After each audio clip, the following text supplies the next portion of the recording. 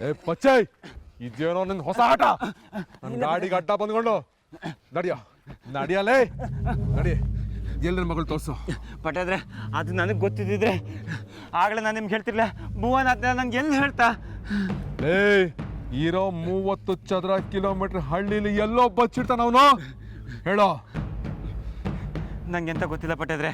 ಆ ಭುವನನ್ ಷರತ್ತು ಎಂಥದ್ದು ಇರ್ತದೆ, ಅದನ್ನ ಪೂರೈಸಿದ್ರೆ ಅವ್ನು ನಿಮ್ಮನ್ನು ಮಗಳನ್ನ ಬಿಡ್ತೆ ಅಂತಂದ. ಷರತ್ತ? ಈ ಪಟೇಲನ್ಗೆ ಷರತ್ತ?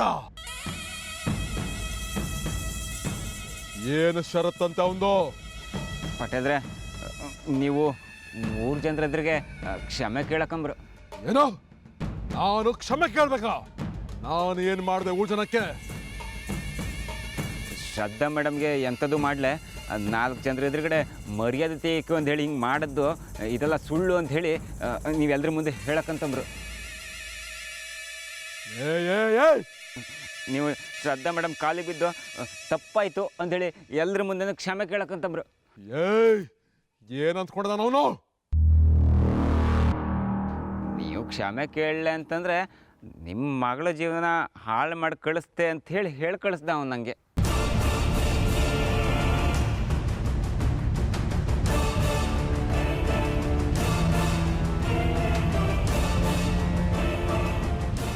ನನ್ನ ಮಗಳ ಜೀವನನೇ ಹಾಳು ಮಾಡ್ತೀನಿ ಅಂತನ?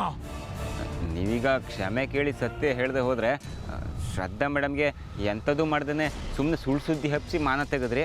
ಆದರೆ ಇವ ಅದನ್ನು ನಿಜ ಮಾಡಿ ಮಾನ ತೆಗಿತಿ ಅಂಥೇಳಿ ನನ್ನ ಹತ್ರಕ್ಕೆ ಹೇಳಿ ಕಳಿಸ್ದ.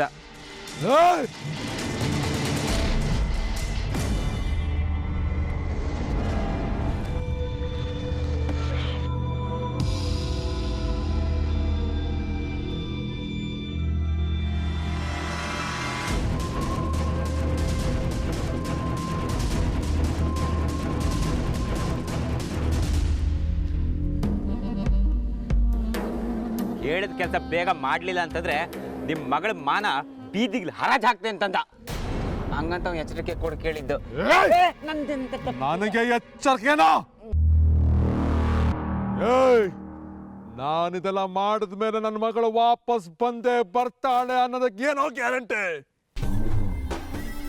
ಪಟೇಲ್ರೆ ಮತ್ತೆಂತ ಮಾಡೋದು? ನಿಮಗೆ ಬೇರೆ ದಾರಿ ಇಲ್ಲಲ್ಲ. ಮಗಳು ಬೇಕು ಅಂತಂದರೆ ಇದೆಲ್ಲ ಮಾಡಲೇಬೇಕಲ್ದ.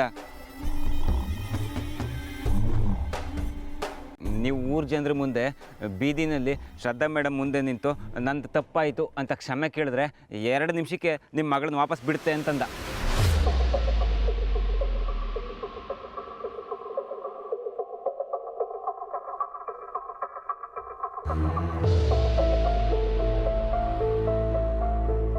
ನಾವು ಹೊರಡ್ತೆ ಪಟೇಲ್ರೆ.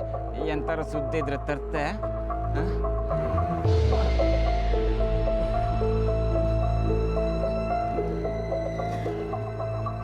ಅಮ್ಮ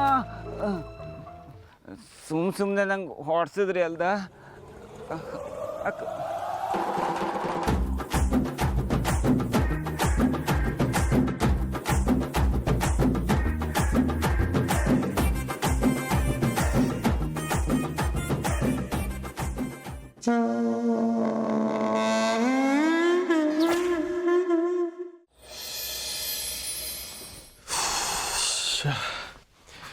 ಅಲ್ಲ ಇವರಿಬ್ಬರು ಎಲ್ಲಿ ಹೋದರು ಅಂತ. ಈಗಾಗಿರೋದೇ ಸಾಕು. ದೇವರೇ ಮತ್ತೆ ಬೇರೆ ಯಾವ್ದಾರು ಕೆಲಸ ಕೈ ಹಾಕ್ಬಿಟ್ರ ಇವರು? ಶ್ರದ್ಧಾಗೆ ಏನಾದ್ರು ಗೊತ್ತಿರ್ಬೋದಾ? ಶ್ರದ್ಧಾ, ಶ್ರದ್ಧಾ, ಹೇಳಿ ಅಪ್ಪಾಜಿ. ಶ್ರದ್ಧಾ, ಭುವನ್ ಇಲ್ಲ ಅಂತ ಏನಾದ್ರು ಗೊತ್ತೇನಮ್ಮ? ಇಲ್ವಲ್ಲ. ಯಾಕಪ್ಪಾಜಿ, ಏನಾಯ್ತು? ಅಲ್ಲ, ತೋಟದಲ್ಲೂ ಇಲ್ಲ, ಇಲ್ಲಿ ಮನೇಲೂ ಇಲ್ಲ, ಎಲ್ಲಿ ಹೋದಂತ ಹೇಳಿಲ್ಲ ಕೇಳಿಲ್ಲ. ಎಂದು ಹೀಗೆ ಮಾಡ್ತಿದ್ದಾನಲ್ಲ? ಹೌದಾ? ಎಲ್ಲಿ ಹೋದ ಇವನು? ಬಹುಶಃ ಪಚ್ಚಿ ಜೊತೆ ಎಲ್ಗಾದ್ರೂ ಹೋಗಿರ್ಬೋದು ಅಪ್ಪಾಜಿ. ಬಂದ್ಮೇಲೆ ವಿಚಾರಿಸಿದ್ರೆ ಆಯ್ತು. ಓ, ಯಾರಿಗೆ ಗೊತ್ತು? ಪಚ್ಚಿನೂ ಸಿಕ್ತಿಲ್ವೇ?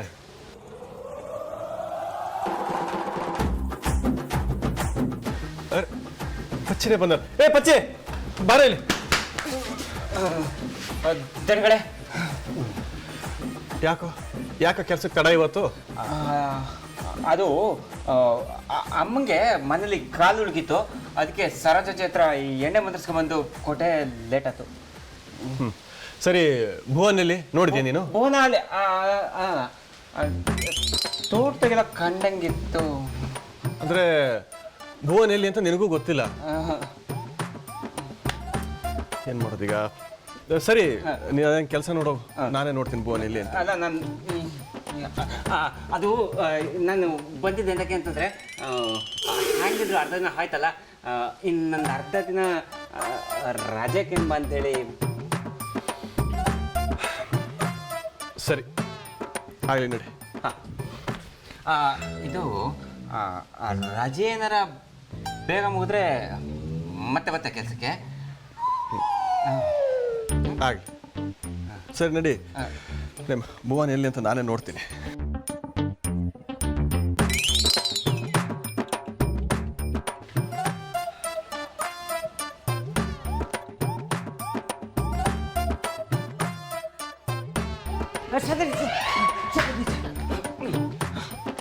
ಇದು ನೀವು ಅರ್ಜೆಂಟಾಗಿ ಹಳ್ಳಿ ಬೀದಿಗೆ ಹೋಗ್ಬೇಕಂತೆ, ಅಲ್ಲಿ ರಸ್ತೆ ಮಧ್ಯೆ ನಿಂತ್ಕೋಬೇಕಂತೆ. ಏನು ಮಾತಾಡ್ತಿದ್ದೀರಾ ಅಪ್ಪಾಜಿ? ತಲೆ ಕೆಟ್ಟಿದ್ಯಾ ನಿಮಗೆ? ಅದು ನಾನು ಹೇಳಿದಲ್ಲ, ಅದು ಅಬ್ಬೋನ ಹೇಳ್ಕೊಟ್ಟ, ನಾನು ಹೇಳಿದೆ. ಭುವನ್ನ ಏನಂದ್ರು? ಸರಿಯಾಗಿ ಬಿಡಿಸಿ ಹೇಳಿ. ಅಯ್ಯೋ, ನೀವು ಜಾಸ್ತಿ ಪ್ರಶ್ನೆ ಕೇಳಿ, ನಿಮ್ಮ ಪ್ರಶ್ನೆಗೆಲ್ಲ ಉತ್ತರ ನನಗೆ ಗೊತ್ತಿಲ್ಲ. ಆ ಬೋನ ಹೇಳ್ದ ನೀವು ಹಳ್ಳಿ ಬೀದಿಗೆ ಬಂದು ರಸ್ತೆ ಮಧ್ಯೆ ನಿಂತ್ಕೋಬೇಕಂತೆ. ಅಯ್ಯೋ, ನನ್ನ ತಲೆ 12 ಆಗುತ್ತದೆ.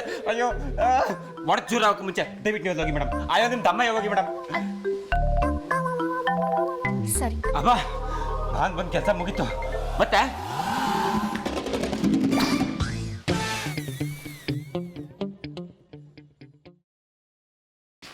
ಏನಾಗ್ತಾ ಇದೆ ಇಲ್ಲಿ? ಭುವನ್ ಯಾಕೆ ಹಾಗೆ ಹೇಳಿದ್ರು? ಏನಾದರೂ ಪ್ಲ್ಯಾನ್ ಮಾಡಿದಾರಾ ಹೇಗೆ? ಏನು ಮಾಡಲಿ ಈಗ? ಅಪ್ಪಾಜಿ ಬೇರೆ ತೋಟದ ಕಡೆಗೆ ಹೋದರು. ಒಂದು ಮಾತು ಕಮಲಮ್ಮಂಗೆ ಹೇಳಿ ಹೋಗೋಣ, ಅದೇ ಸರಿ.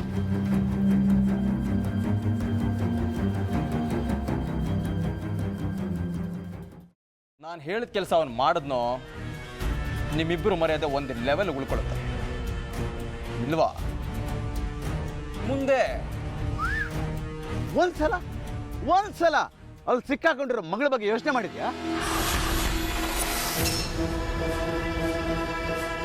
ಅವರಿಬ್ರು ಸೇರಿ ಏನೋ ಪ್ಲ್ಯಾನ್ ಮಾಡಿದ್ದಾರೆ ಅಂತ ನನಗನ್ನಿಸ್ತಾ ಇದೆ.